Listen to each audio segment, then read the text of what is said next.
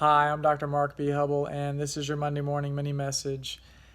Last couple weeks, there was a frenzy about this Mega Millions lottery jackpot, and so many people were buying tickets, people who don't normally buy tickets, people such as myself who normally doesn't buy lottery tickets.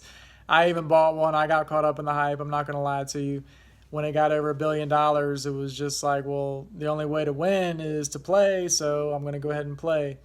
Well, I learned my lesson very quickly when somebody else ended up hitting it and it wasn't me.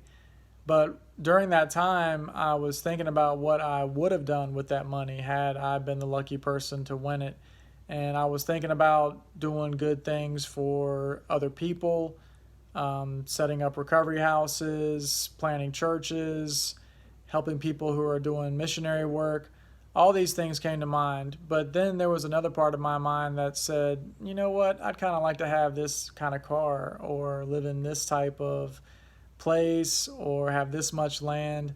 So while my intentions might have been godly at first, I know that they would have eventually turned worldly after a while. With all that money at my disposal, it would be easy to get tempted to make these extravagant purchases.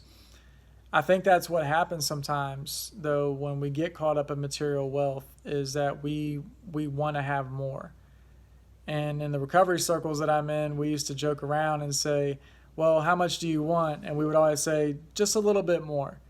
So no matter what it was, we would just want a little bit more. And that's all we would say. But when we got the little bit more, that still wouldn't be enough. We'd still want a little bit more. And this constant chasing of wealth or this addiction, whatever the case may be, that's what caused the stress and anxiety.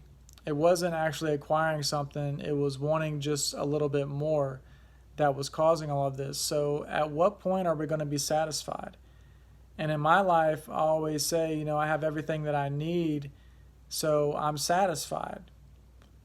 I'm not going to continue to chase things that I don't need, but I will continue to try to search for the spiritual things that I truly need that's going to feed my soul.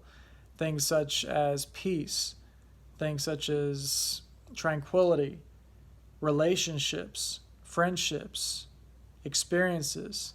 These are the types of things I seek out. In the book of Colossians chapter 3, verse 2, it says, set your mind on things above, not on earthly things. So think about this as you go about your week. What is your mind set on?